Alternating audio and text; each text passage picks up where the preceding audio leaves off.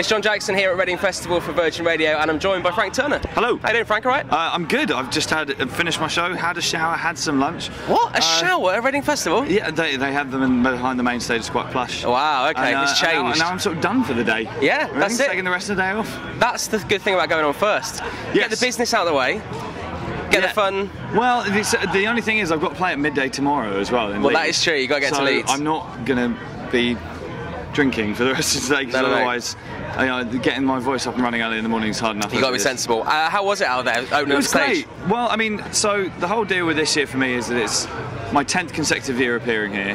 That does include 2 Mongrel Horde shows, so some people think that's cheating. I don't care. Not at all. You were here. You were here. I was on here, stage. and I was playing. And you know, we were chatting to them last year about trying to do something special. And the idea came up of doing a kind of like special guest sort of slot to kick off the festival. Sure. Which is cool. And we were like, yeah, cool, we'll do that. One of my concerns was like, you know, it's Friday. How many people are going to be here at midday? Yep. Do you know what I mean? And you know, I was a little nervous about that, I guess, right. the last couple of days. And then I couldn't have. It sort of reminded me today that this is my home festival. Yeah. Because it was rammed, and. You know, it's one of the things I've always loved about Reading as well. It's such a music nerd festival. People come here to see this band, then this band, and then 20 minutes of this band, and then an hour. Certainly, when I used to come here, like, you know, we'd spend weeks planning. Exactly, when it's the a times military were released, operation. you know. Yeah, there are. I'm not going to name them, but there are other festivals in the UK which are a bit more like about the vibe. Yeah, you know, you just kind of show up and wander around in a days, and if you see a band, you do. Reading's always been like, I am seeing the following bands this weekend, which is why I like Reading, because when I was a kid, I used to come to Reading every year, and that's why I loved it, is because I'm a music nerd. So yeah, so going on today, like just before, you know, I have to stretch because I needed my back, you know, stretching out, warming up my voice on the stuff for the show. I sort of nervously asked my stage manager, I was like, is anyone here? And he was like, you're gonna be alright. There's quite a few people here. Yeah, and then we went out and it was like, wham. Mental. You've released an album every other year solidly for like maybe 8 years now. Does that mean, having not released an album this year, you're already itching to get something out next year? I've got an album written. Right. It's a bit mental. Productive. Why? It's quite, well, I think it's important for me to do something different with what I do next. Okay. I want to take a stylistic left-hand turn, and I've spent the last decade promising that I would never make a concept album, and I think I've just accidentally written one. Oh dear. And what is the concept? Well, I can't tell you yet. You can't. That's not.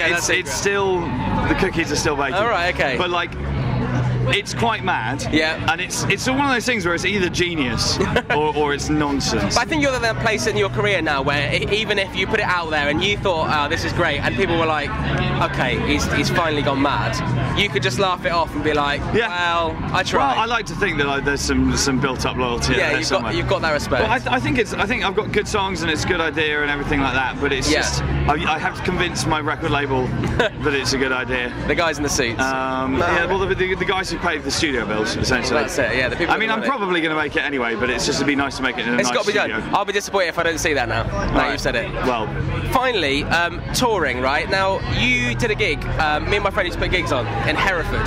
Yes. And I'm pretty sure you turned up and we paid for your train ticket and maybe some food and drink. Yes, you did. Yeah. And that the jailhouse. I've never known. And it was an all-dayer. Yeah. And I played at the end. You played at the end. And I took a train up there. I'd never been to Hereford before. And I got off the train and it looked like the apocalypse was happening. There were no people anywhere. Still looks like that. And I was thinking to myself, am I in the right place? Yeah. There was no people. And then I got to the gig and the gig was rammed. Exactly. And that's the thing. Cool. Hereford's like that. There's the place of the moment, and then everything's I mean, like, I've never known anyone to do that kind of thing, literally, where you're happy just to play because you really want to play.